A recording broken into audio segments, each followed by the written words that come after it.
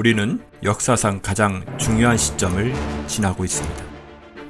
하나님께서는 하나님의 일을 하시기 전에 사람을 준비시키셨음을 우리가 알고 있습니다. 하나님 말씀은 마지막 때에 대추수, 대부흥의 때가 있다고 분명히 예언하고 있습니다. 아멘. 하나님의 말씀이 그대로 성취될 것을 믿습니다. 예레미야 눈물은 잠자는 교회와 영혼을 깨우기 위해 노력하고 있습니다. 이 가슴 뛰는 일에 함께 하길 원하시는 분은 카카오 채널로 연락 주시기 바랍니다. 당신은 위대한 하나님의 사람입니다.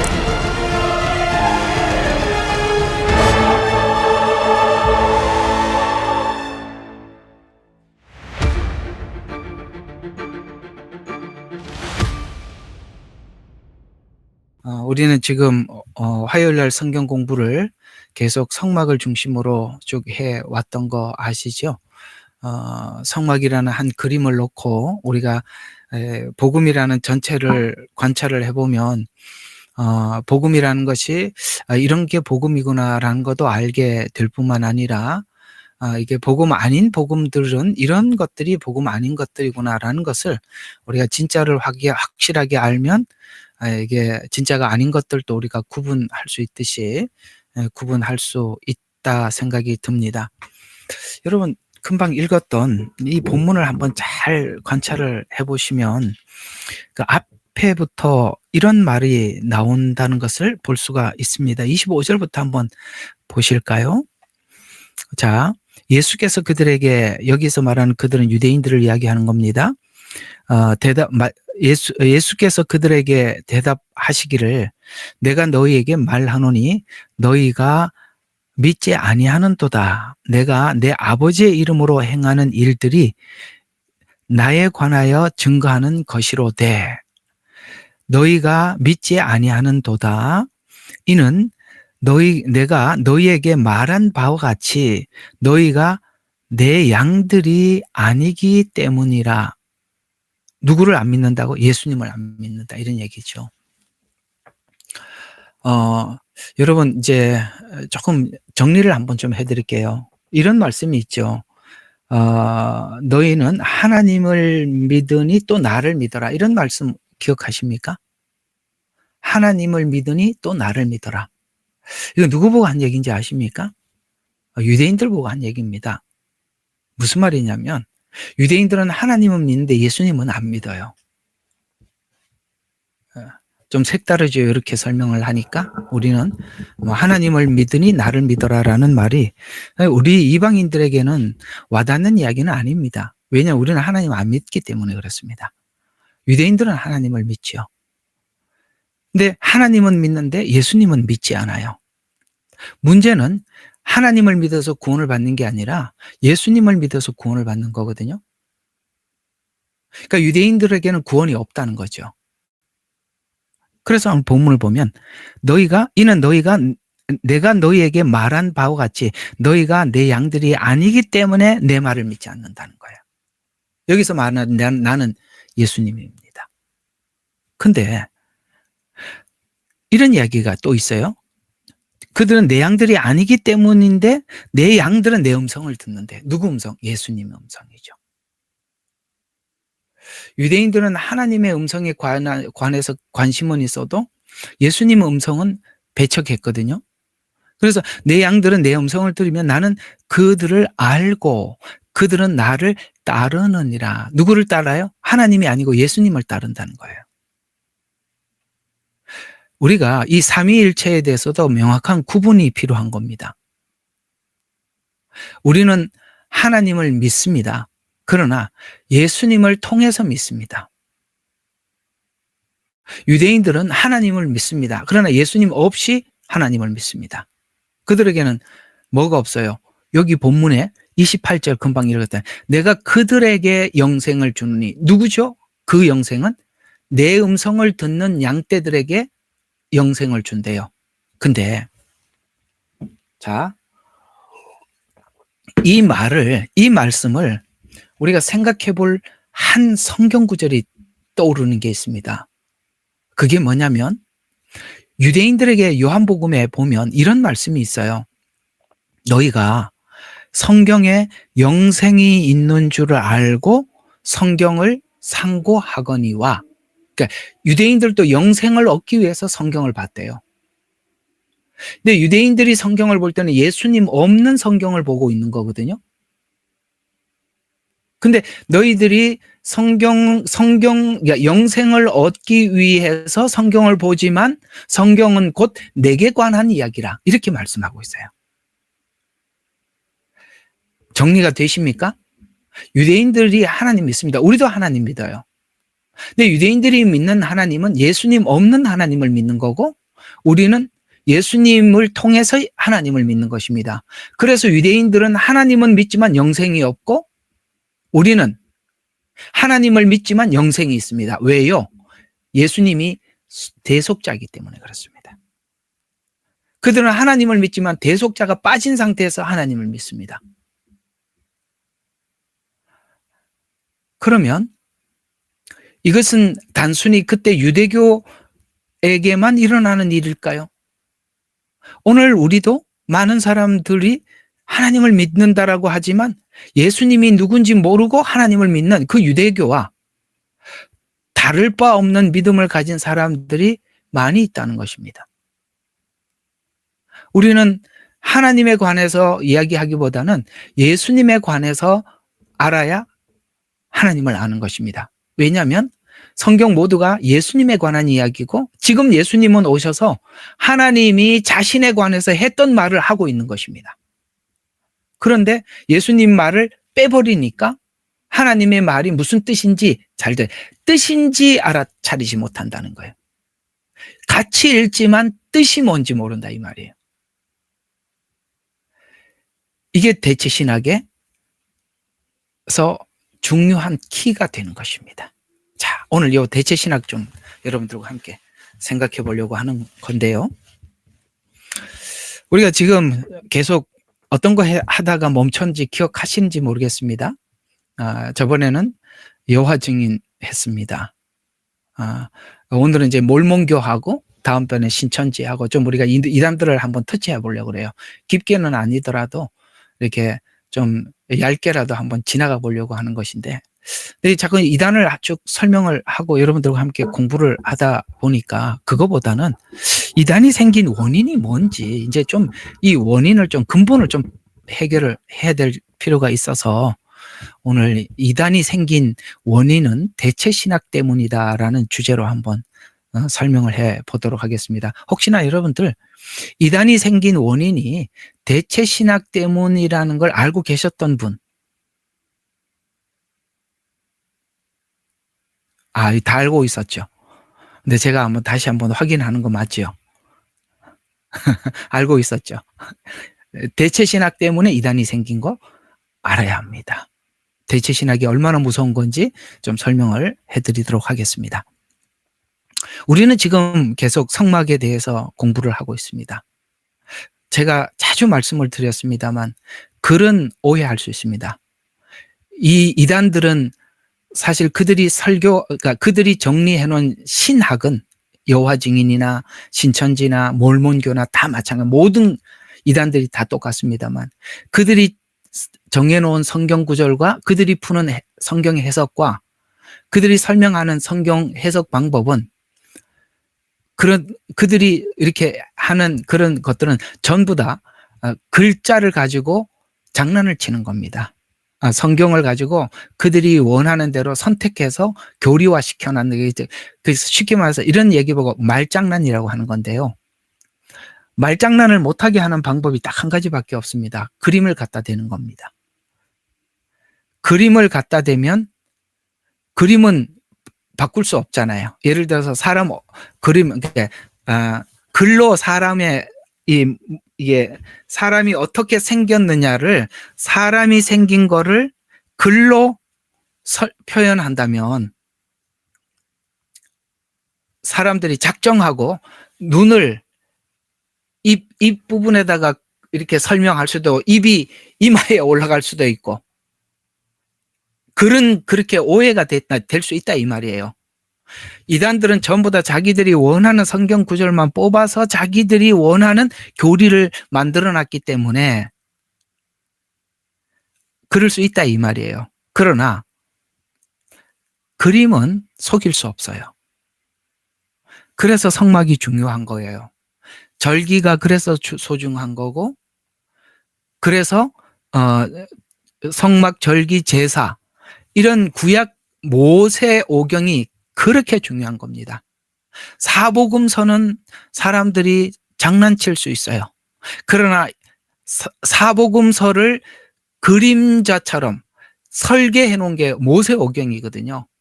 예수님이 그렇게 말씀하셨죠. 너희가 모세를 알았더라면 나를 알았다. 유대인들이 모세 오경을 몰라요? 그 사람들은 태어나면서부터 모세 오경 외우기 시작하는 게 유대인들이에요. 그들이 모세 오경을 모르는 게 아니에요. 아까 말씀드렸죠. 유대인들이 모세 오경은 알지만 예수님 없이 모세 오경을 아니까, 외우니까, 이해하고 있으니까 예수님이 오셨는데 몰라요. 모세 오경을 외우면 뭐 합니까? 매일 배우면 뭐 하냐 이 말이에요. 그래서 이 그림이 그래서 중요한 거예요. 이 성막이라는 이 단순한 이 그림 하나가 그렇게 많은 것들을 찾아내고 가짜들을 분별할 수 있습니다. 왜? 그런 장난을 칠 수 있어도 그림은 장난칠 수 없기 때문에 그렇습니다. 그래서 지금 저와 여러분이 지금 이단에 대해서 쭉 공부를 하고 있습니다만, 이 이단에 대한 공부를 이미 우리가 성막을 하고 보니까 굉장히 쉽게 설명할 수가 있게 된 거거든요. 자, 그러면 대체 신학이 나온 원리는 이런 원리 안에서 대체 신학이 나왔습니다. 자, 대체가 뭐냐? 대체했다는 거예요.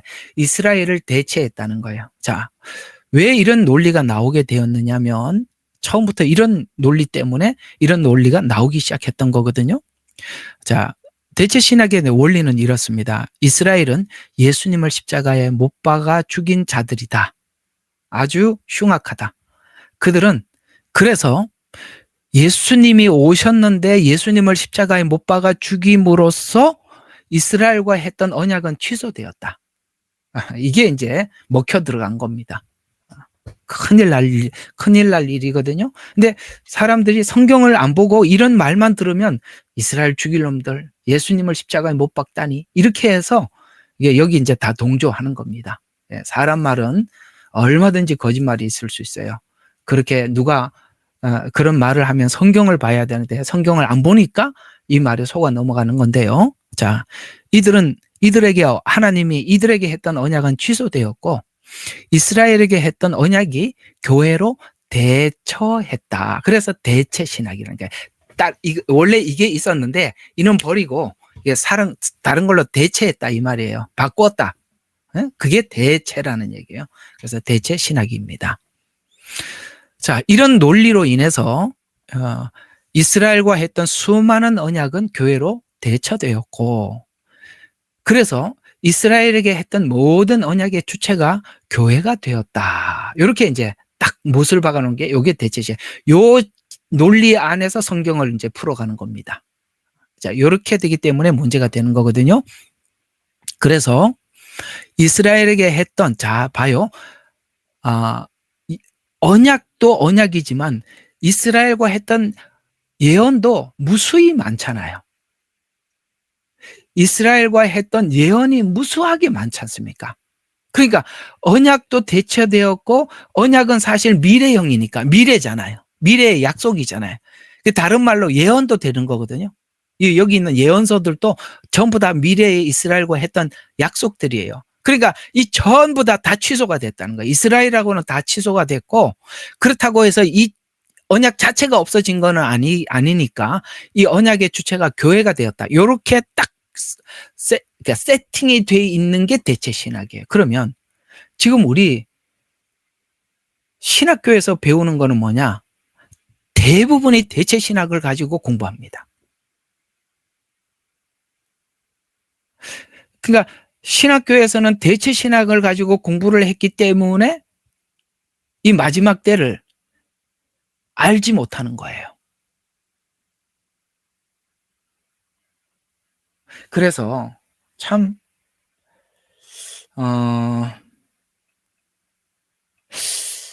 그래. 하여튼 문제가 많습니다. 이게 이제 오늘 한번 다뤄볼 문제인데 심각한 겁니다. 이거 보통 심각한 게 아니거든요. 자, 그러면 그래서 이스라엘에게 했던 모든 예언도 교회로 대체되는 바람에 모든 언약과 예언의 주체가 교회가 되었다. 이렇게 주장하게 된 것이 언제부터냐? 언제부터 이렇게 됐냐? 콘스탄틴 대제가 기독교를 국교화하는 시간부터 이 일이 시작되었습니다. 콘스탄틴 대제 313년일 겁니다. 종교개혁, 더 대체 신학이 강화되었습니다. 우리가 종교개혁 중심의 신학이거든요, 지금은. 장로교, 다 종교개혁의 주체들 아닙니까? 칼빈, 그랬죠?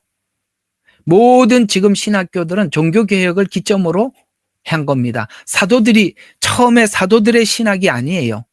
종교개혁 신학이에요. 종교개혁의 대체 신학은 더 강화됐습니다. 없어진 게 아니에요. 루터가 무슨 말까지 했다고요? 이스라엘에 대한 저주를 엄청나게 퍼부은 사람이 루터입니다. 지금 우리가 배우고 있는 개혁신학은 원래 사도들이 전한 복음과 달라요. 그래서 뭐 이상한 거예요, 여러분들. 성경 그대로 읽는 사람들은 이상한 거예요. 왜 이렇게 다르냐? 이렇게 나오는 거거든요. 자, 그러면 아까 이제 쭉 논리를 설명했습니다. 이스라엘은 예수님을 십자가에 못 박은 악한 종족이요. 그래서 하나님은 이스라엘을 버렸고 교회를 대체했다. 그래서 이제는 이스라엘은 버려진 상태다라고 하고 이단들이 막 나오기 시작한 거거든요. 그렇게 보면 사도들 입장에서 봤을 때 천주교도 이단이에요. 왜냐하면 천주교, 그러니까 개혁하기 전에는 천주교였기 때문에 천주교는 거대한 이단이었어요. 그러면 이 지금 종교개혁 이후도 그러면 천주교와 다르냐? 천주교가 가지고 있는 그 거대한 대체 신학을 더 강화했다면 한번 생각해 봐요. 참 이렇게 얘기하면 이제 다수가 다 정통 신학을 했다고 하니까 나보고 이단이라 그러겠지? 참, 그러니까 기가 막히는 거예요. 그러면 이들의 논리대로 정말 이스라엘이 그렇게 됐냐? 아니라는 거예요. 자, 우리 로마서 11장, 나중에 로마서 강의하고 있으니까 11장 가서 자세히 설명을 하겠습니다만 11장을 한번 보도록 하겠습니다. 자, 1장 1절에서 6절까지 한번. 자, 아까 말한 것처럼 이스라엘이 과연 버려졌는가 한번 봅시다. 그렇다면 내가 말하노니 하나님께서 자기 백성을 버리셨느냐. 여기서 말하는 정확한 자기 백성이 이스라엘입니다. 지금 9장부터 11장은 전부 다 이스라엘에 관한 이야기예요. 자기 백성을 버리셨느냐. 자, 바울이 뭐라고 얘기했어요? 성경이 결코 그럴 수 없다고 했죠. 그들은 버렸다고 하는데 여기는 성경은 안 버렸다고 말하고 있습니다. 자, 결코 그럴 수 없느니라. 나도 이스라엘이니요. 자, 지금 이스라엘에 관한 이야기예요. 또 아브라함의 씨에서 났으며. 자, 이 아브라함의 씨라는 말은 여러분 물론 이스라엘이라는 말을 하지만 오늘 여기 11장에서 하는 말의 의도는 뭐냐면 아브라함은 은혜의 믿음의 주인공이래요. 은혜의 믿음의 주인공이라는 거예요. 이스라엘도 하나님의 은혜로 구원받는 자의 안에 있다는 거예요. 그래서 아브라함의 후손이라는 건 지금 혈통을 이야기하기보다는 교리적으로 은혜를 강조하기 위해서 아브라함을 집어넣은 겁니다. 이게 볼 줄 알아야 돼요, 성경을. 자, 그래서 아브라함의 씨에서 났으며 베냐민 지파라. 하나님께서 미리 아신 자기 백성을 버리지 아니하셨느니라. 너희는 성경이 엘리야에 관하여 말한 것을 모르느냐? 자, 지난날 하나님께서 자기 백성을 버렸다고 생각하고 하나님 다 우리 백성이 하나님 앞에 다 돌아섰습니다. 나만 남았습니다. 이렇게 했을 때 하나님이 엘리야에게 뭐라고 말했었냐 이 말이에요. 그래서 엘리야에 관하여 말한 것을 모르느냐?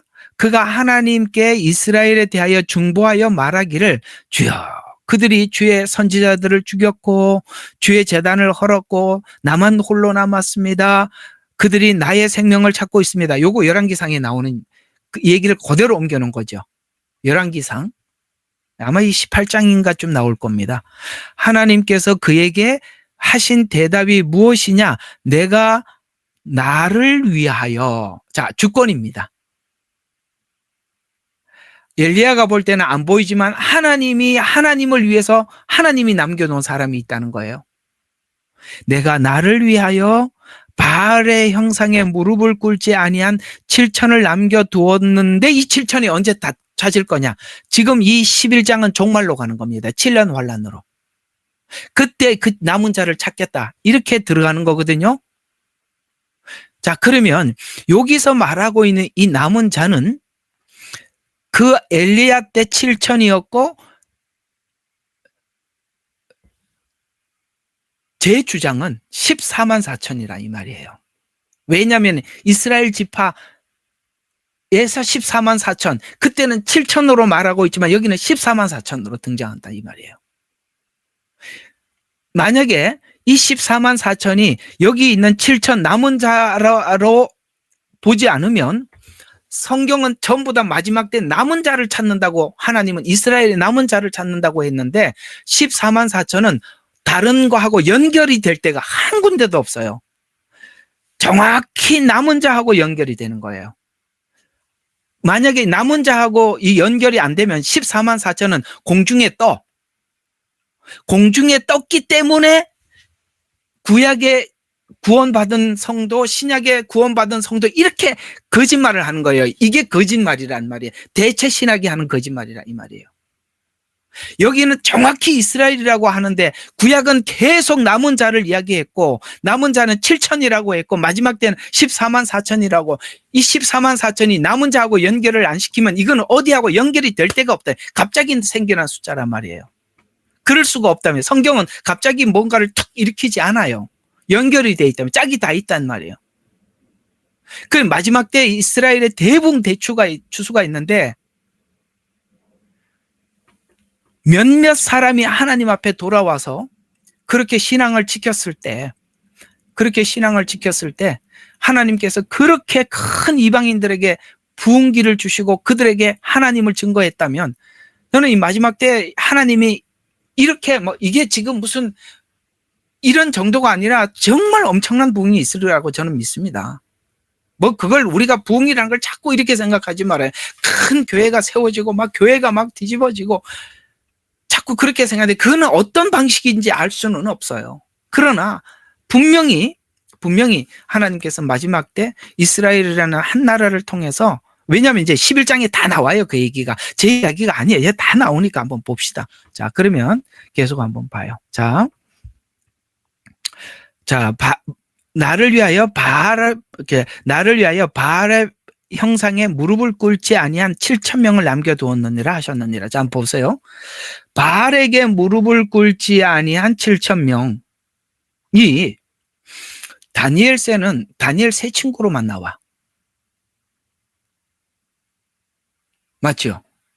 그 우상에게 절하지 않는, 여기 바알에게도 무릎을 꿇지 않는 사람이 7천이 있다고 했어요. 그러나 그것들의 실체가 드러나지는 않았어. 그러나 실상 만약에 바벨론에서 다니엘 세 친구처럼 딱 그렇게 우상 앞에 절을 하라라고 했을 때 절을 하지 않을 사람이 7천이 있다 이 말이에요. 세 친구는 실제 보인 사람이고 이들은 보이지는 않았지만 꿇지 않을 사람들이라 이 말이에요. 마지막 때 후 3년 반에 가서 우상을 만드는 거기 절하라 그럴 때 절 안 할 사람들이 엄청나게 많은 거예요. 연결을 시켜야 돼요. 이게 독단적으로 홀로 나온 게 아니라 쭉 연결이 돼 있단 말이에요. 설명을 해왔다 이 말이에요. 이와 같이 지금 하나님께서 이 이스라엘에도 이렇게 준비를 하고 있다고 말을 하고 있어요. 자, 그러면 계속 봐요. 그러면 이 사람들은 누구냐 이거죠. 바알에게 무릎을 꿇지 않는 이 사람들은 이런 사람들이라는 거예요. 그러므로 이런 접속사를 잘 보셔야 돼요. 앞에 설명과 그 이러므로라는 그 뒤에 접속사를 잘 보면, 자, 이러므로 이와 같이 지금도 은혜의 선택하심을 따라 남은 자가 있느니라. 아멘. 자, 지금 바알에게 무릎을 꿇지 않았던, 자, 다니엘 세 친구는 왜 무릎을 꿇지 않았죠? 계명을 지키느라고 무릎을 꿇지 않았어요. 왜요? 십계명에 나오잖아요. 우상에게 절하지 말라고. 그거 지켰던 거거든요. 마지막 때 이스라엘에게 눈이 열려. 예수님에 대한 눈이 열려. 그때 우상에게 절을 하라고 했을 때 그들이 계명을 지키기보다는 하나님의 은혜 안에서, 이 은혜는 뭐죠? 아까 이제, 자, 다시. 이스라엘은 하나님을 안다 그랬어요. 예수님을 모르고 하나님을 알면 율법 안에서 하나님을 아는 거고, 그러니까 하나님을 알되 예수님을 통해서 하나님을 안다는 것은 은혜를 통해서 하나님을 안다는 거예요. 다르다 이 말이에요. 지금 이스라엘은 하나님을 알고 있지만 율법 안에서 하나님을 알고 있고, 마지막 때 이스라엘이 하나님을 알게 되는데 율법 안에서가 아니라 은혜 안에서 예수님에 대한 눈이 열려가지고 은혜 안에서 예수님을 알게 되어서 용감하게 무릎을 꿇지 않는다는 거예요. 여러분, 율법 안에서 하나님 우상에게 절을 하지 않는 게 더 하나님 앞에 완전한 신앙이에요? 아니면 은혜 안에서 하나님을 알고 우상에게 절하지 않는 게 더 완전한 겁니까? 그럼요.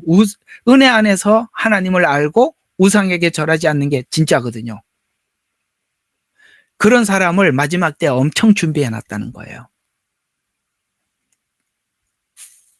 그래서 자, 지금도 은혜의 선택하심을 따라 남은 자가 있느니라. 이때요. 은혜로 된 것이면 더 이상 행위가 아니라 대조예요. 행위는 율법을 통해서 하나님을 아는 거고, 은혜는 예수님을 통해서, 이제 아까 처음에 설명한 게 여기 6절에 은혜로 된 것이면 이라는 말은 예수님을 통해서 하나님을 아는 것이라면 이런 말이고, 더 이상 행위가 아니니, 행위는 뭐예요? 율법. 이게 은혜와 율법 아시겠어요? 요게요 엄청나게 중요한 거예요. 여기 우리 오늘 또 들어오셨나 한번 보자. 들어와 계시는구나. 자, 요걸 설명을 여기 같이 듣고 계시네. 오늘 들어와서 감사해요. 항상 들어오세요. 이스라엘에 대해서 마지막 때 눈이 열릴 수 있어요. 복음을 모르니까 이스라엘이 하는 그 모든 그 절기, 이런 것들을 지키러 우리가 원가지가 그걸 지키고 있으니까 우리도 거기 지키러 가야 되지 않겠느냐, 이렇게 말하는 게, 이게 뭐냐, 행위, 율법 안에서 하나님을 아는 거고, 예수님은 그걸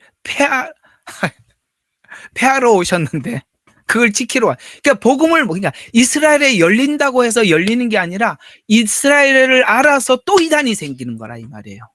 참 희한해요. 예언을 몰라서 이단이 생기고, 복음을 몰라서 이단이 생기고, 이스라엘에 열리더라도 또 이단이 되는 거예요. 왜? 복음을 모르니까. 요즘 보니까 그런 것 같아요. 참, 사실 저도 하루라도 좀 쉬고 싶어요. 진짜 매일 이렇게 강의하지 말고. 근데 이게 하루도 쉴 수 없는 게, 이게 설명해야 될 게 매일 생겨요. 매일매일 이렇게 안 하면 너무너무 이렇게 이 복잡한 세상 어떻게 이걸 해야 될지 모르겠어요. 시간이 부족해서 계속 해야 될 것 같아요. 6절, 은혜로 된 것이면 더 이상 행위가 아니니. 요거 말 다 이렇게 여러분들 이걸 읽으면 막 이렇게 막 열려야 돼요. 이 말들이 그냥 여기서 그냥 좁혀져서 하는 게, 이 얘기가 여러분들이 막 그냥 머릿속에 확 열려 지나가야 돼요. 그래서 그렇지 않으면 은혜가 더 이상 은혜가 아니니라. 그러나 행위로 된 것이라면 그것은 더 이상 은혜가 아니니. 자, 이게 둘이 합해질 수 없다는 거예요. 이쪽이면 저쪽이 아니고 저쪽이면 이쪽이 아니라는 거예요. 아니니? 그렇지 않으면 행위는 더 이상 행위가 아니니라. 자, 그러면서 계속 한번 좀 7절 보세요. 그러면 무엇이냐? 자, 여기까지 참 바울이에요. 참 이게 성경이 우리에게 설명을 너무너무 잘해 놓은 거예요. 그래서 쭉 설명을 하다가 또 우리가 논리적으로 한번 생각해 보자. 그러면 무엇이냐 하면서 이렇게 설명하는 거 보세요. 참 친절하죠?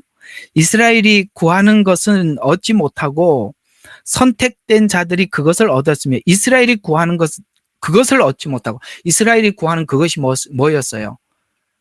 메시아 오심과 구원 아니겠어요? 그러니까 그걸 못 얻었다는 거예요, 이스라엘이. 왜? 행위로 자꾸 구원을 확증하려고 하니까. 은혜의 예수님이 왔는데 못 봤단 말이에요. 그래서 그들이 얻지 못하고,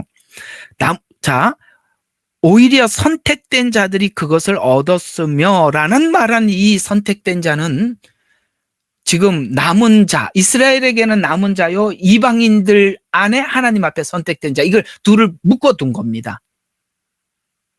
근데 이 선택된 자가 이스라엘 안에도 있다고 지금 11장에 주장하고 있는 거거든요. 자, 계속 봐요. 그것을 어찌면 선택된 자가 얻었으면 그 나머지는 오늘까지 완고하였느니라. 초대교회 때 일부가 눈이 열려서 예수님을 영접했어요. 사도행전에 봤죠. 예루살렘 교회가 생겼습니다. 사도들에게도 눈이 열렸었어요. 그러나 대부분은 어떻게 했습니까? 나머지는 오늘까지 완고해지는데, 그 완고한 기간이 언제까지? 7년 환란까지 눈이 완고해져 있대요. 자, 기록된 바와 같으니, 자, 이게 왜 그럴까? 이미 예언했다, 이 말이에요. 기록된 바와 같다는 게 앞에 이미 이런 말씀이 있었다, 이런 얘기거든요.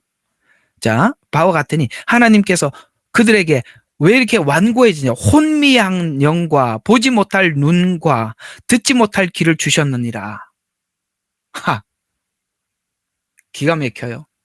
선교사들이 선교를 해보면 제일 힘든 곳이 유대, 이스라엘이에요.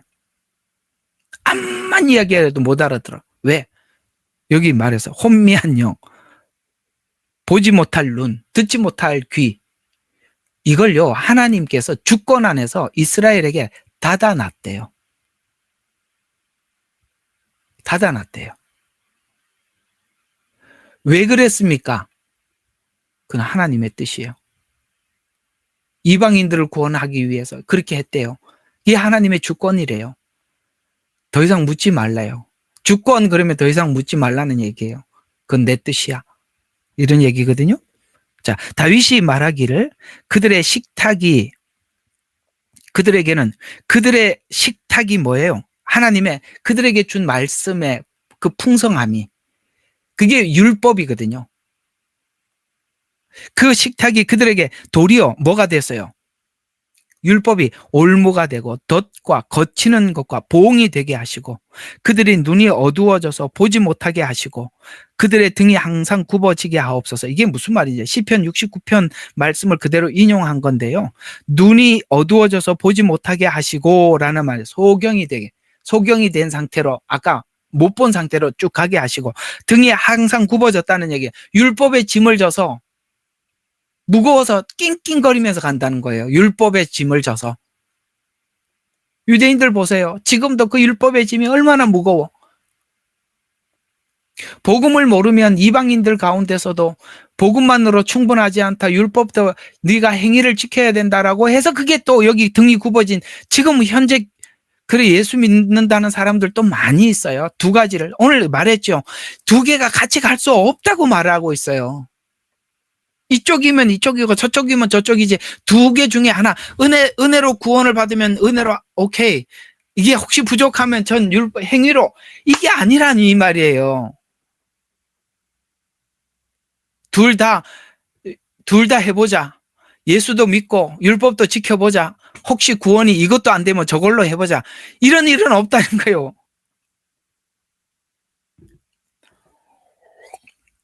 자, 그래서 11절, 그러면 내가 말하노니 그들이 실족함으로 넘어졌느냐?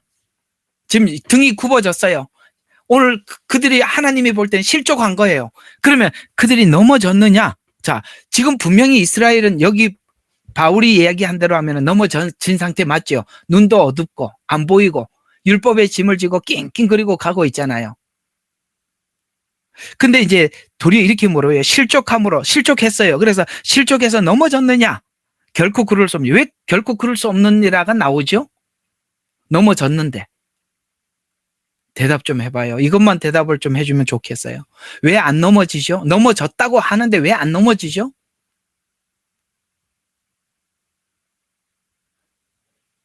이스라엘은 넘어졌지만 하나님의 약속은 살아있기 때문에 그렇습니다. 이게 핵심입니다.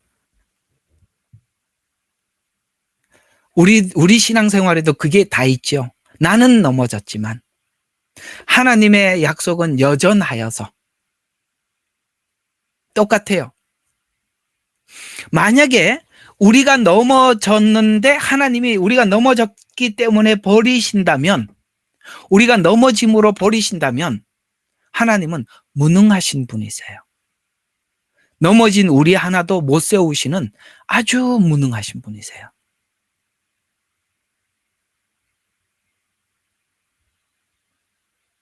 맞지요? 우리가 넘어져도 당당하게 하나님 앞에 나갈 수 있는 것은 하나님의 약속은 여전하기 때문에. 그래서 히브리서의 은혜의 보좌 앞에 담대히 나갈지니라 말씀하고 있는 겁니다. 똑같은 원리에서 그들이 실족함으로 넘어졌느냐? 결코 그럴 수 없느니라. 도리어 그들의 실족이 하나님의 주권 안에 서 있었는데 왜 그랬냐? 그 구원이 이방인에게 이르리니 이는 그들로 시기 나게 하는, 율법을 지켜서 하나님을 섬기는 이 등이 굽은 그 짐이, 우리는 넘어져도 하나님 앞에 나가고 넘어져도 기쁘게 섬기는 걸 보고, 여러분 한번 둘을 비교한다고 생각해 봐요. 자기들은 열심으로 하나님을 섬기는데 저쪽은 넘어져도 씩씩거리면서 하나님 할렐루야 하고 가고 말이죠. 기쁨으로 하나님을 섬기고, 나는 그냥 그놈의 안식일 지키느라고 죽을 지경인데, 그죠? 이 도대체 뭐가 다른가 하고 시기 나게 하려 합니다.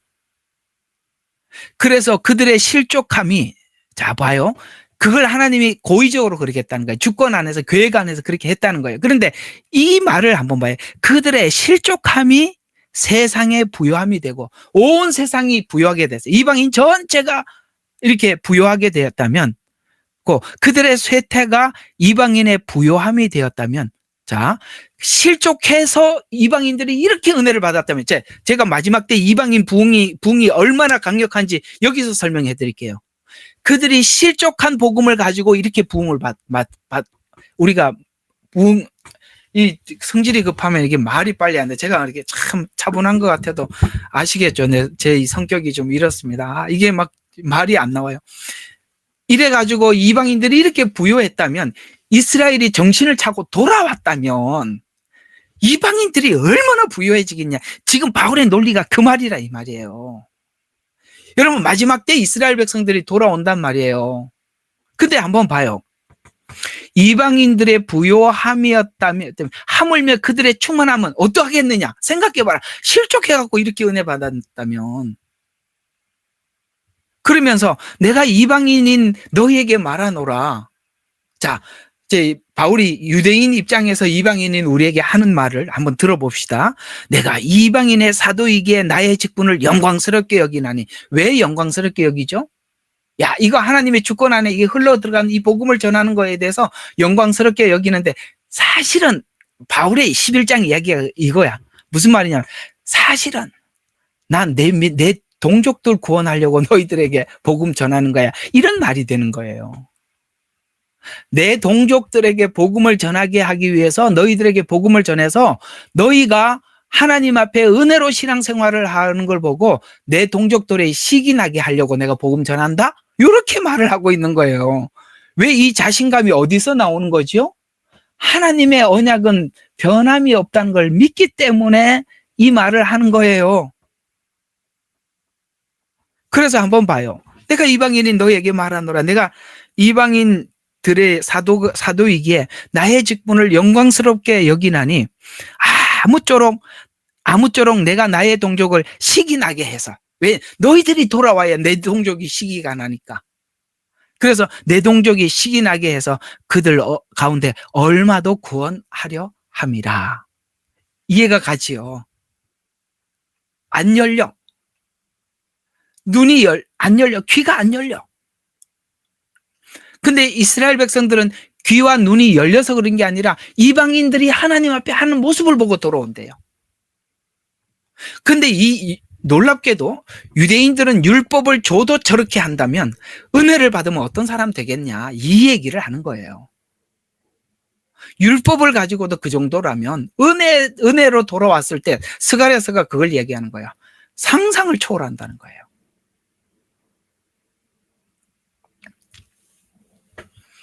그들을 버리는 것이 하나님이 그거라는 거예요. 그들을 버리는 것이 세상의 화해가 되었다면 이 화해라는 말이 에베소서에서 나오는 중간에 막힌 담을 허시고라는 이 말이에요. 알아들어줬으면 좋겠어요. 유대인과 이방인의 답을 헐어버리게 됐다 이 말이에요. 화해가 되었다면 그들을 받아들임은 죽은 자들로부터 살아나신 생명이 아니고 무엇이겠느냐. 자, 첫 열매가 거룩하면 말하는 이 첫 열매는 누구냐? 아브라함이에요. 믿음으로 의롭게 된 아브라함의 모형. 그게 거룩하다면 떡덩이도 거룩하고 또 뿌리가 거룩하면 그 가지도 거룩하니라. 그럼 이게 전부 다 뿌리하고 첫 열매, 이거 다 원가지잖아요. 이게 이스라엘을 이야기하는 거거든요. 또한 그 뿌리와 첫 열매, 그 나무 위에 가지들 가운데 얼마가 꺾여졌어요. 지금 이스라엘이 지금 이 상태가 된 걸 꺾여졌다고 이렇게 표현하고요. 꺾어졌기 때문에 뭘 했어요? 돌감람나무인 내가 그들 가운데 붙여져서 올리브 나무 뿌리와 기름진 것을 함께 받게 되었다면 됐죠? 자, 대체신학 이거 어떻게 설명할 거예요?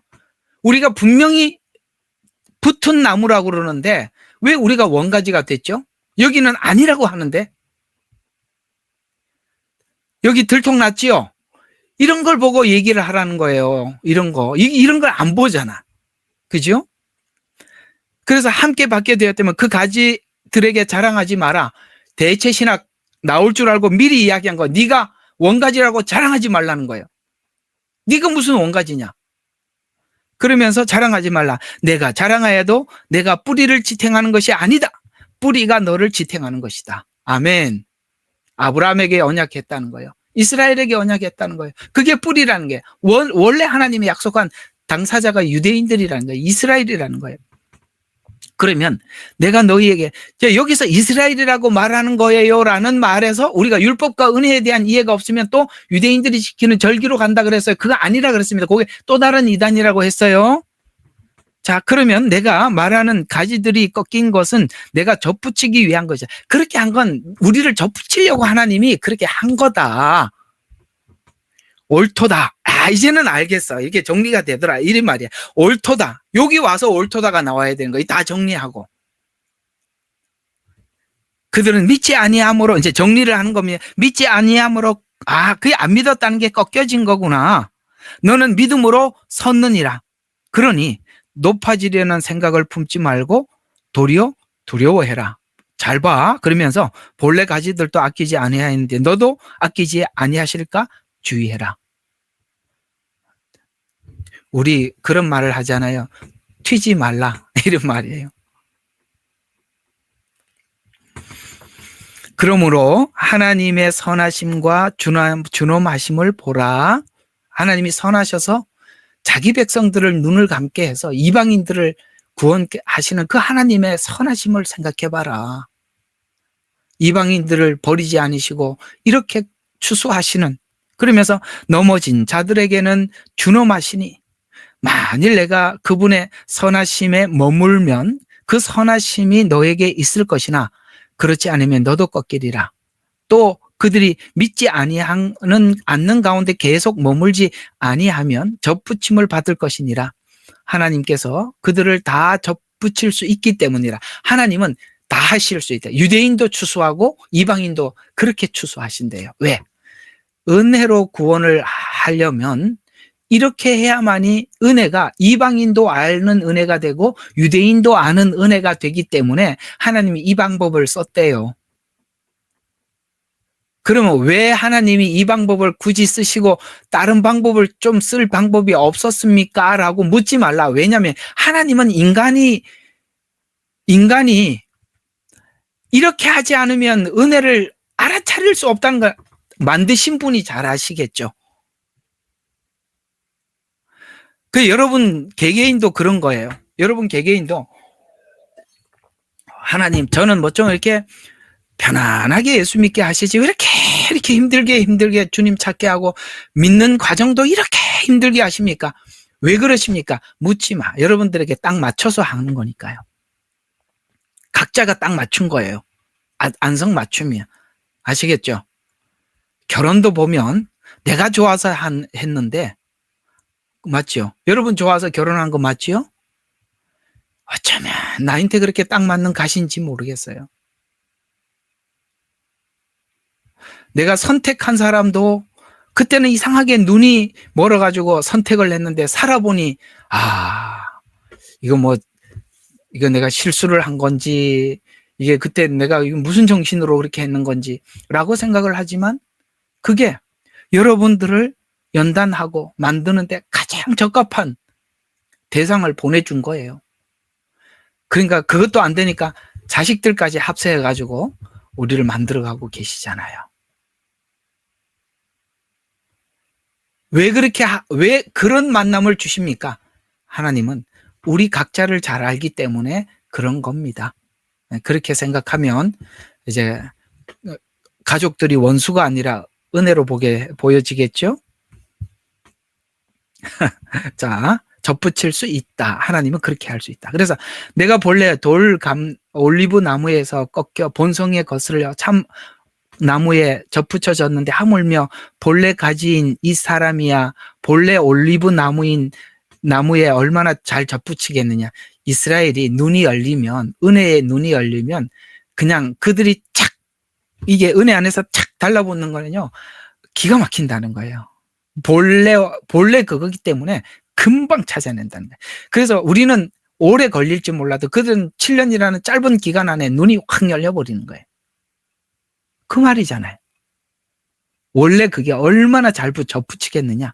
형제들아 너희가 스스로 죄 있는 채 하지 않기 위하여 이 신비를 너희가 모르지 않게 이방인들이 교만하지 않게 하기 위해서 이 원리 안에서 너희들이 구원받았던 걸 내가 설명해 준다 이 말이에요.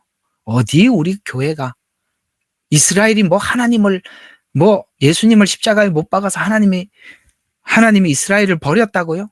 이게 하나님이 얼마나 여기 보세요. 네가 뭔데 그러냐고. 그렇게 말하고 있지 않아요? 원치 아니하는 이방인의 충만함이 차기까지는 이스라엘의 일부가 완고하게 된 것이다. 그 이스라엘의 충만한 숫자가 차기까지 이스라엘이 이렇게 완고하게 된 것이래요. 그리하여 온 이스라엘이 구원을 받으리라. 자, 어때요? 버리셨어요? 안 버리셨어요? 안 버렸다고 그러죠. 온 이스라엘이 구원을 받으리. 이게 대속죄일을 이야기하는 거예요. 대속죄일. 여러분 아마겟돈 전쟁이 대속죄일이라고 했지요. 다 여기 이 로마서 11장에서 말하고 있는 이 교리적인 종말론을 놓치면 요한계시록의 사건적인 내용이 그때 무슨 일이 일어날지 아무도 예측을 못해요. 자기 마음대로 해석하는 거예요. 이 11장을 얼마나 중요한지 몰라요. 온 이스라엘이 구원을 받아 기록된 바 구원자가 시온에 와서 야곱에게 경건치 아니한 것을 제거하리라. 시온에서 와서 이는 내가 여러분 시온이라는 말 계시록에 많이 나오잖아요. 시온에서 와서 이는 내가 그들의 죄들을 없앨 때에 그들에 대한 나의 언약은 이것임이니라 함과 같아. 복음에 관해서는 그들이 너희로 인하여 원수가 되었으나 선택에 있어서는 그들의 조상으로 인하여 사랑받는 자다. 왜? 언약도 아브라함에게 했고 하나님께서 거기에 모든 것을 쏟아놨다 이 말이에요. 예수님이 그 땅에 오셨고 사랑받는 자들이란 말이에요. 그래서 하나님의 은사와 부르시면 하나님이 이렇게 계획한 거에 대해서 하나님 후회가 없다는 거예요. 여기 말하는 은사는 우리가 저번에 계속 공부했던 그 은사가 아니에요. 하나님의 계획 이런 말이에요. 원래는. 이게 왜 은사라고 이렇게 적어가지고 또 이게 무슨 은사 공부하는데 들어가는지 모르겠어요. 아니요. 그게 그 은사가 아니에요. 하나님의 계획에는 후회가 없다. 이렇게 플랜을 잡아놓은 것에 대해서 후회가 없다. 너희가 지나간 때에는 하나님을 믿지 아니하였더니 그들이 믿지 아니함으로 인하여 자비를 얻었느니라. 자비는 아까 말했던 은혜를 이야기하는 겁니다. 이와 같이 그들이 믿지 아니한 것은 너희의 자비를 통하여 그들도 자비를 얻게. 모두 다. 결국은 이스라엘 이방인들도 가만히 있다가 유대인이 거부하는 바람에 은혜가 굴러 들어와서 구원받았어요. 이스라엘은 그냥 율법을 외웠고 자기 스스로 행위로 구원을 받으려고 하다가 은혜로 구원받은 이방인들을 보고 놀라서 이게 진짜 하나님을 섬기는 거구나 하고 하나님의 은혜로 구원을 받았어요. 결국은 둘 다 은혜로 구원을 받게 하려고 하니까 하나님 이 방법을 썼다 이 말이에요. 그래서 자비라는 말을 쓰는 겁니다. 그래서 자비를 얻게 하려 함이라. 하나님께서 그들 모두를 믿지 않은, 여기서 말하는 모두라는 말은 원래 이방인들이, 유대인들이 그래야 할 때 이방인들도 자비를 몰랐어요. 그래서 모두라는 말은 유대인과 이방인이 전부 다 자비 아니라, 그러니까 오늘 내가 닭장을 만들었거든요. 하루 종일 작업을 했거든요. 닭장에 문이 딱 하나 있어요. 이방인들은 얼떨결에 들어왔어요. 들어와 보니까 문을 하나만 딱 만들어 놓은 거예요. 자비의 문. 요쪽으로만 구원받, 예수님을 통해서만 구원받을 요 한 문만 딱 열어놨다는 거예요. 유대인들에게도 그 문만 열어놓게 돼. 행위의 문, 율법의 문 전부 다 닫아버리는 거예요. 자, 우리 문 3개가 있다 그랬죠. 성막, 그래서 성막을 그림을 보는 사람에게는 속일 수가 없는 거예요. 우리 성막 문 한번 생각해 봅시다. 자, 이 울타리 밖에는 세상이라고 그랬습니다. 울타리 안으로 들어오는 것이 복음이라고 했죠. 그 복음으로 들어오기 위해서는 오직 한 문밖에 없어요. 유일한 문. 동쪽에 있는 문. 네 기둥, 네 색상, 사복음서. 오직 사복음서는 예수님의 오심이잖아요. 그 문을 통해서만, 예수님을 통해서만이 구원을 얻을 수 있도록 오직 이 문 하나만 딱 열어놨다는 거예요. 자비. 오늘 그 말이에요. 자비의 문 안으로 몰아넣어서 오직 예수님을 통해서만 지나가게. 그렇게 이방인들은 이렇게 몰아 들어왔고 유대인들은 이렇게 몰아 들어와서 결국 예수님을 통해서만 지나가게. 그게 자비, 예수님이잖아요. 어떻게 하려 함이라. 하나님께서 그들 모두를 믿지 아니하는 가운데 가두어 두시면, 아까 닭장을 만들어야지 가두어 놨단 말이에요. 가두어 두시면 모든 사람에게, 자, 여기서 말하는 모든 사람은 유대인과 이방인을 다 합한 겁니다. 이제는 둘이 합해진 거예요. 그러다가 이거 설명하다가 바울도 더 이상 막 너무 막 감격스러워하고, 그때는 이제 우리가 가장 감격스러울 때, 오, 이런 말밖에 안 나오니까, 오, 깊도다 하나님의 지혜와, 이렇게 하는 것이 너무너무 하나님이 지혜롭다는 거예요. 지혜와 지식에 부요하며 그분의 심판을 어찌 헤아리며 그분이 지나간 길을 어찌 찾아내리요. 누가 주의 생각을 알았느냐? 누가 그분과 의논자가 되었느냐? 누가 그분께 먼저 드려서 받겠느냐? 이걸 비밀을 아는 사람이 그걸 먼저 할 수 있지 않겠느냐? 나 그래서 이방인의 사도가 돼서 이 말을 여기다 싹 집어넣은 거예요. 나 그거 비밀 알아서 이방인 사도 됐다. 사실은 내 동족을 구원하려고 이렇게 돼 있는 거예요.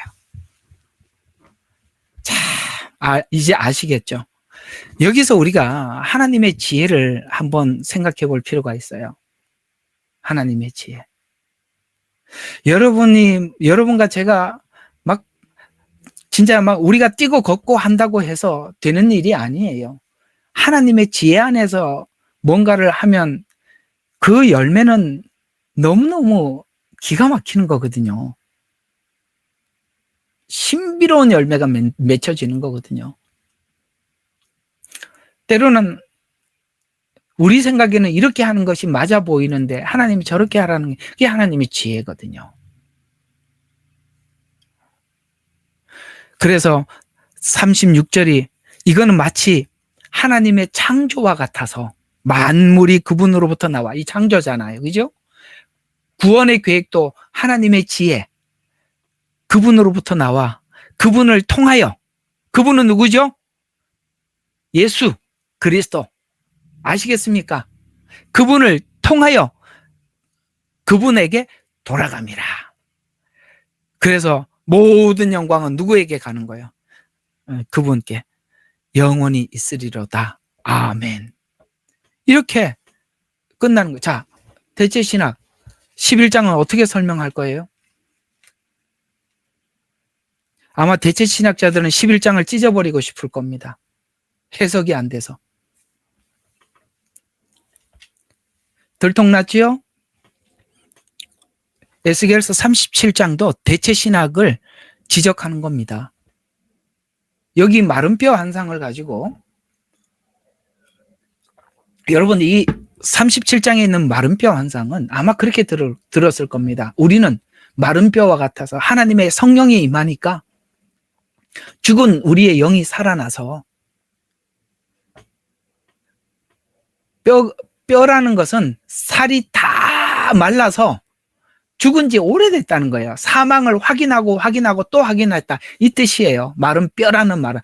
뼈는 뼈인데 젖은 뼈도 아니고 말랐단 말이에요. 그럼 이건 언제 죽었는지 알 수도 없는 거예요. 지금 이 마른 뼈는요, 이스라엘이 AD 70년에 흩어져서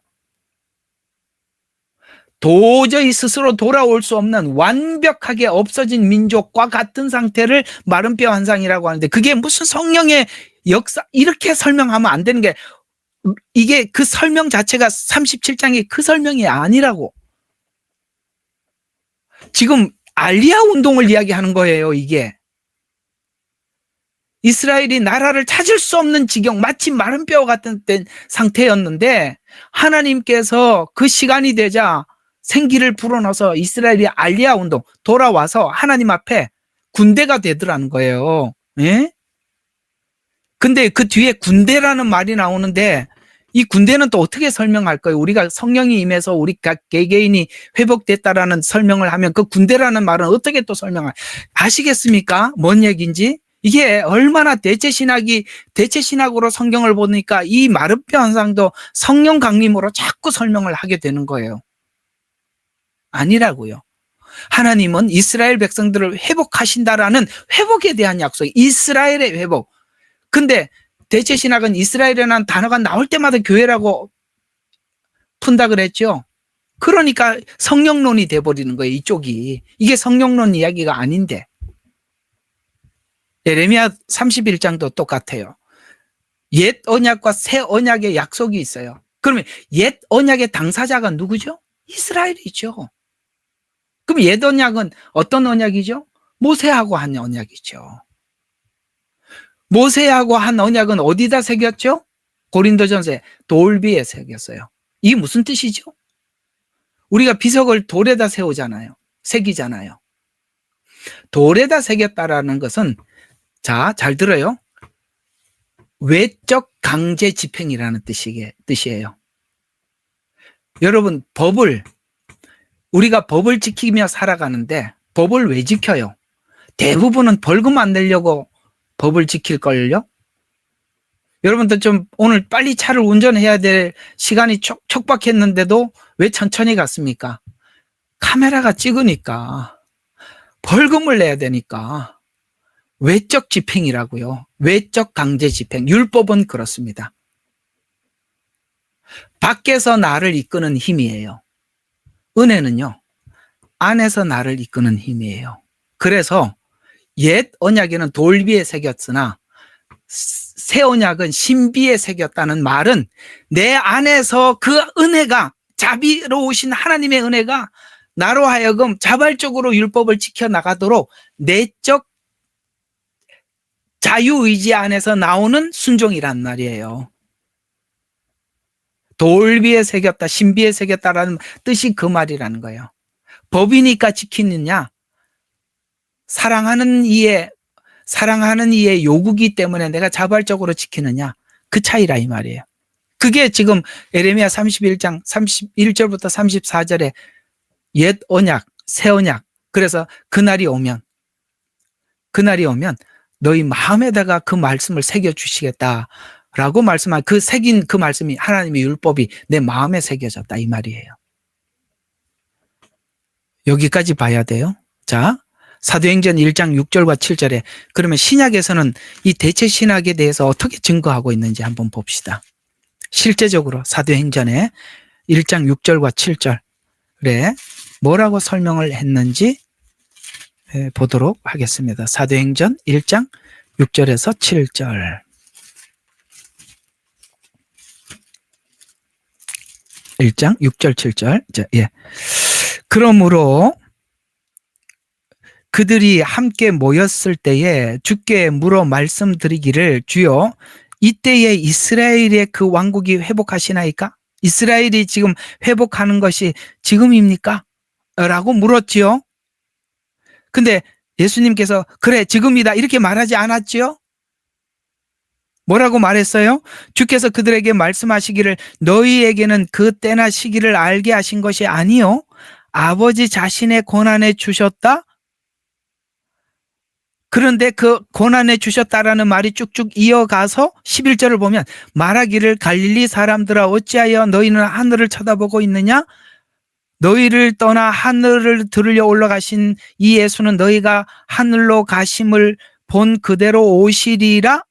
그 오시는 날짜를 누가 정한다? 아버지 권한에 주셨다. 정리가 되세요?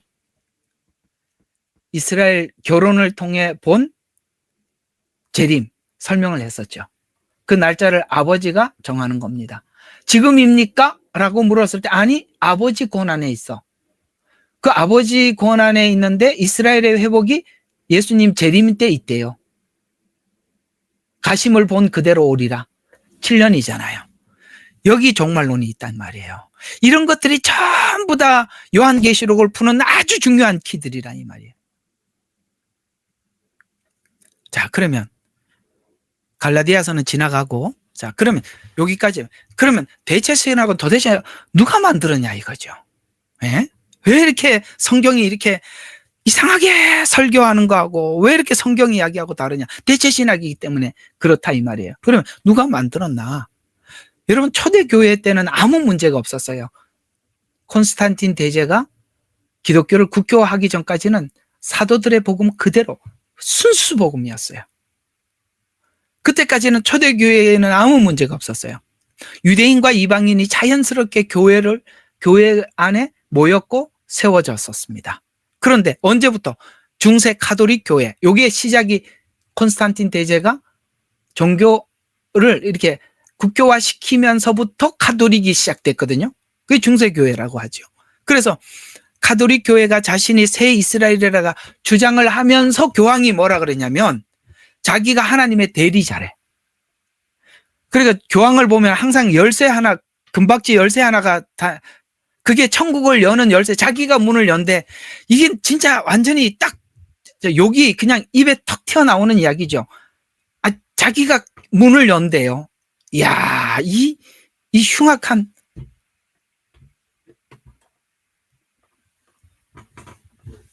너무 이런 게 막 이게 화가. 그래서 자기들이 이스라엘은 예수님을 그런 논리를 내세운 거 이 사람들이. 이스라엘은 예수님 십자가에 못 박아서 하나님이 언약도 다 버린 민족이다. 그래서 이스라엘에게 한 언약이 자기에게 한 것이래. 그게 카톨릭이래. 자기는 베드로의 후계자래. 왜냐하면 천국 열쇠를 준다는데 그 열쇠를 여기다 차고 다니고 있어요.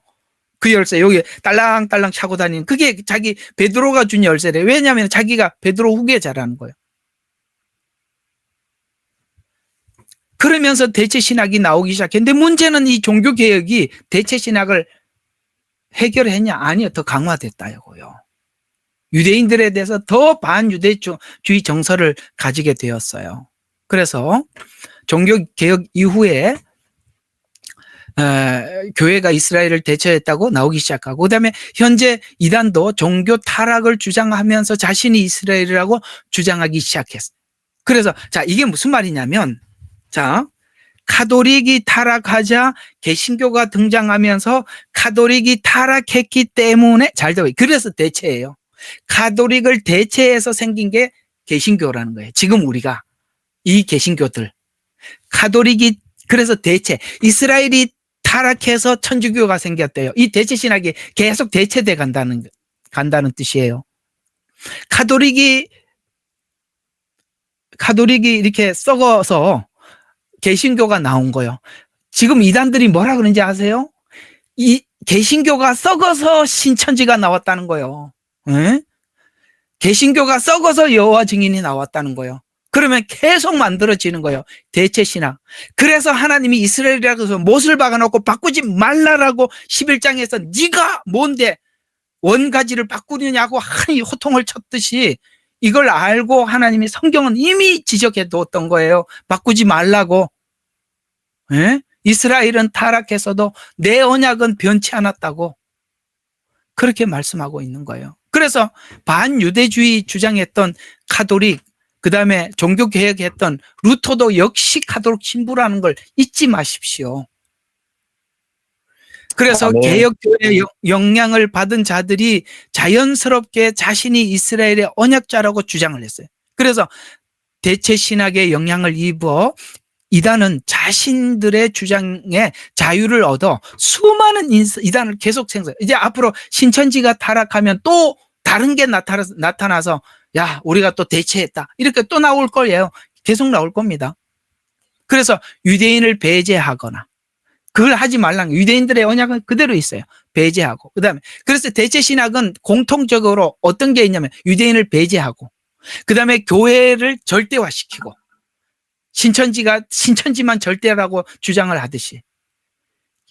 그 다음에 뭐 다들 자기들만이 정통교리라고 하잖아요. 절대하고. 그 다음에 새로운 계시로 원래 계시를 반박해. 그래서 다른 걸 자꾸 만들어. 여러분, 이 개신교도 지금 우리가 배우고 있는 이 개신교도 아무개 신학자의 주장 이런 거 하지 말라는 거예요. 왜 칼빈주의를 가지고 장로교를 세웠냐 이 말이에요. 성경에 예정만 있나요? 그런 다른 반대급부의 설명을 할 수가 없잖아요. 마치 다른 이단에서 가지고 있는 계시로 받았다는 그것과 어떤 학자들을 칼빈을 주체로 세우는 거하고 뭐가 다르냐 이 말이에요. 뭐가 다르냐고. 왜 자꾸 학문으로 접근을 하냐 이 말이에요. 틀렸다 이 말이에요.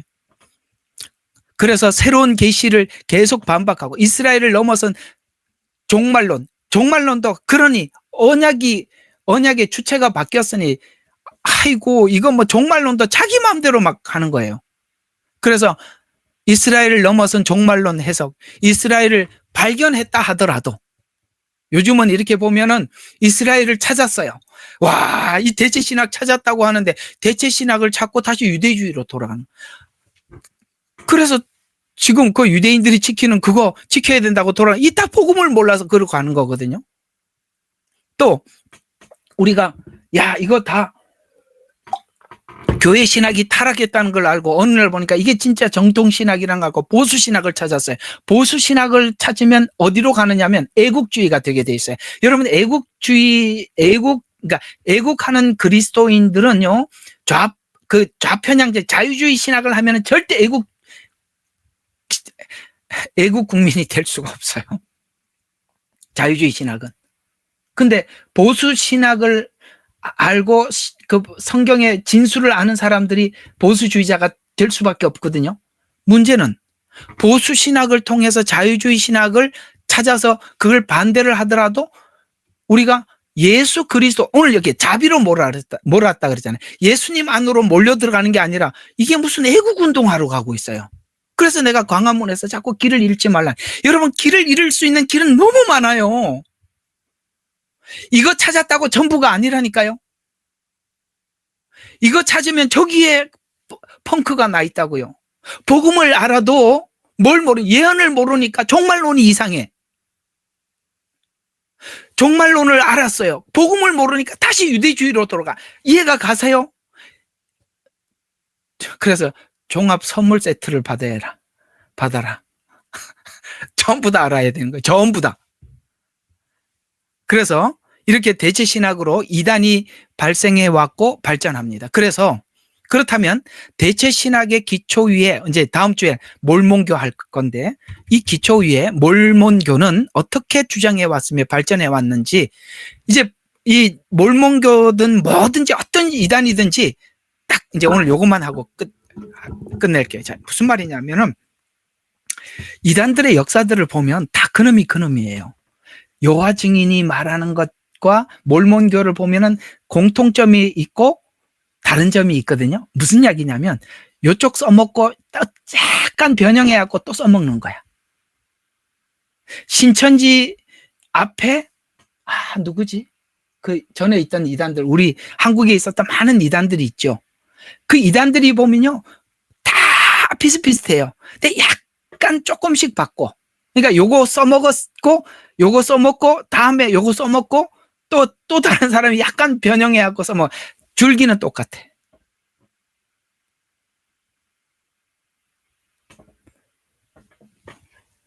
마치 사단이 하나님 걸 모방해서 자기 걸 만들어내듯이 딱 그런 식입니다. 오늘은 여러분들과 함께 이 대체 신학이 얼마나 심각하게 교회를 훼손했는지, 또 교회 복음과 본질을 훼손했는지에 대해서 여러분들께 짧게나마 이단 공부를 하기 위해서는 필연적으로 이 대체 신학에 대한 이해가 필요해서 함께 나누어 보았습니다. 이게 좀 흥분해서 좀 소리를 질렀는데 좀 차분하게 마치도록 하겠습니다. 기도하고 마칠게요. 하나님, 너무 속상합니다. 사도들이 전했던 그 순수한 복음은 어디로 가고, 나름 자기들이 아버지님 이것이 참 복음이다라고 꺼내놓지만 분명히 인간이 만든 학문으로는 성경은 충돌할 수밖에 없는 지점이 있을 수밖에 없는데 마치 못 본 척 지나가기도 하고 보지 못해서 지나가기도 하고 그렇습니다. 하나님께서 우리의 눈꺼풀을, 비늘을 아버지 하나님 벗어주지 않으면 우리는 볼 수 없는 눈을 가지고 있고, 우리의 귀를 할례하지 않으면 들을 수 없는 귀를 갖게 되는 것이 사실입니다. 주여 불쌍히 여겨 주시옵소서. 그래서 저희들을 긍휼히 여기셔서 듣게 하시고 보게 하신 은혜 감사하며 찬양합니다. 주님, 이 복음이, 아버지 하나님, 이 사도들이 전했던 복음이 모든 사람들에게 편만하게 증거될 수 있도록 하나님 저희들에게 먼저 눈과 귀를 열어주시고 또 이 복음을 전하는 하나님의 빛의 사자들이 다 될 수 있도록 축복하옵소서. 예수님 이름으로 감사하며 기도드렸습니다. 아멘. 예레미야의 눈물은 시대에 맞는 말씀 선포와 변질되지 않은 순수 복음을 외치고 있습니다. 함께 연결되어 하나님께 예배드리며 이 마지막 때에 하나님께 쓰임받길 원하시는 분은 카카오 채널로 연락주시면 연락드리도록 하겠습니다. 고정 댓글에 채널 경고와 착제에 대비한 예비 채널과 제2채널 링크를 올렸습니다. 이 채널 또한 구독 부탁드리겠습니다. 감사합니다. 우리는 역사상 가장 중요한 시점을 지나고 있습니다. 하나님께서는 하나님의 일을 하시기 전에 사람을 준비시키셨음을 우리가 알고 있습니다. 하나님 말씀은 마지막 때에 대추수, 대부흥의 때가 있다고 분명히 예언하고 있습니다. 아멘. 하나님의 말씀이 그대로 성취될 것을 믿습니다. 예레미야 눈물은 잠자는 교회와 영혼을 깨우기 위해 노력하고 있습니다. 이 가슴 뛰는 일에 함께 하길 원하시는 분은 카카오 채널로 연락 주시기 바랍니다. 당신은 위대한 하나님의 사람입니다.